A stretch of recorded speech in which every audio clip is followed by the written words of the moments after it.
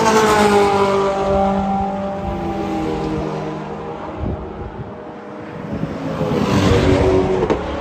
hey, what's up, folks?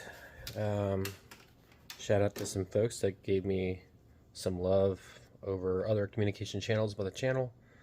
Appreciate it. I'm going to try and do a better job, and the website needs to be updated, so stay tuned. I need more time, like everybody does, to apply time for that project. But today, what we're going to do is, last time around, I was replacing that guy that says K-tuned. That's the, some people call it the inspection or timing chain inspection plate. Timing chain cover, which is usually the whole engine cover, the front side, but that's been curing over the weekend. And when I talked to y'all or videoed this last time, I saw some trace of oil right in that pocket, basically this guy right here. So if you look there, it's really hard to see, but if you were in the garage with me, you could get your eyes angled in there and the light would play ball with you, and you could see it shine like a little bit in there. So what that means to me is, hey, might as well take off the VTEC solenoid, replace the gasket in there. It's a cheap and easy fix, so we're gonna go ahead and do that just to kind of rule it out, inspect the VTEC solenoid gasket, and go from there. I will try to capture taking this off. It's really simple. There's 3 bolts, 10 mils, I believe, but I'll come back and show you like where you can expect to get those. It looks like a big hot damn mess in here, but it's really easy to get to. You just have to get behind this exhaust shield, or the heat shield for the exhaust, the headers. All right, here we go. So I got my light ready, my gloves on, just to keep, I took a shower earlier, not trying to get dirty up again, no offense. So remove the pressure plug, which is this blue guy dangling down here. This guy. Move that out of the way, just kind of access it, but you can see it's just really simple. Those 2 bolts, this guy center frame, and then that guy, which is kind of dark, but you can see it. That's really it. It's a 10 mil, and just loosen that, and that's it. And then we'll inspect the spool. It's called the spool valve gasket. All right, we got it off. You're curious what that looks like on your Acura, Honda, whatever. Let me zoom this out. There we go. And that's it. So that's where the oil ports come in. The VTEC solenoid does its magic, and you get additional horsepower from a smaller sized engine.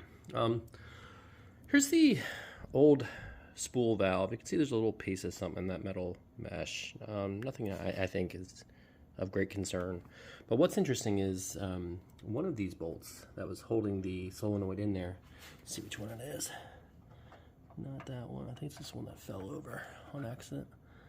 Yeah, you can see on here there's some oil. I don't know if that comes through on the camera in the sunlight, maybe a little bit better. There's definitely some oil, and that was the one on the bottom right side.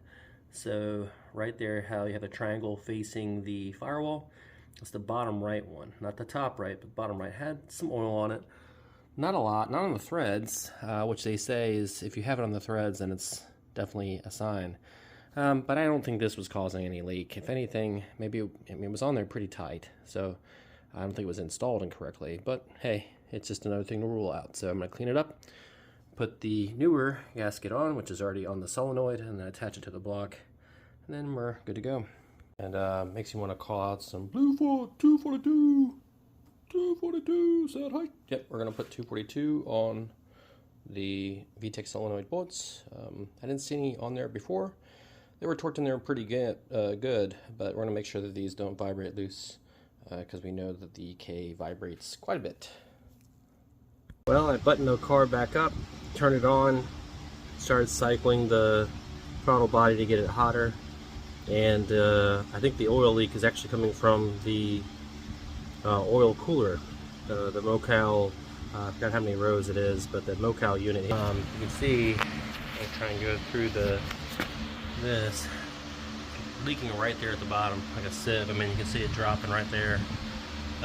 It's slowly draining through that. I drained the motor oil out the back. Sorry, there.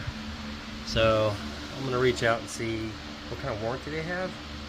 and see if they can get me a replacement so I can rerun these new lines to that unit. I don't want to unattach those now. Just oil will come funneling out of that, and I'm not ready to prepare for that. The saga continues. More to come. We'll get this fixed. Yeah, I wanted to show you how it's dripping from it. Man, there's tons of oil coming off that. You can see all the spillage there. I'm sure if I give it a minute, it'll start dripping, but it's definitely coming from that back bracket. Yeah, it sucks, definitely. Right over there, you can see all the oil coming down off of it. Just started squirting. Something's broke back there. What's up, gang? Found the oil leak. Alright, so just to recap,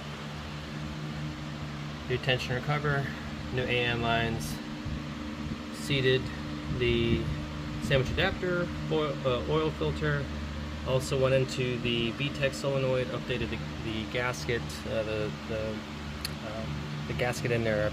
I put oil in the car, and when I did, I had a load of oil, as you can see here with my rudimentary stop, just pouring out the center. When I looked, the old oil cooler was just leaking oil right from that line there.